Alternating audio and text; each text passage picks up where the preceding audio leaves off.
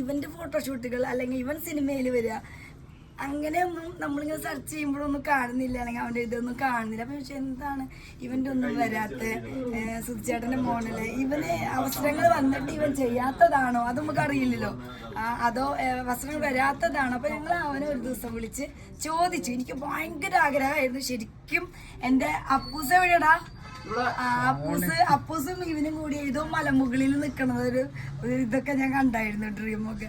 അപ്പോൾ ഇവൻ്റെ അടുത്ത് ചോദിച്ചു, നിനക്കിങ്ങനെ പിന്നെ റീൽസും അങ്ങനെ ഫോട്ടോഷൂട്ട് കൊളാബുകളൊക്കെ നീ ചെയ്യാൻ ഇഷ്ടമല്ലേ? ഭയങ്കര ഷൈ പോലെയല്ലേ നമ്മൾ കാണുമ്പോൾ.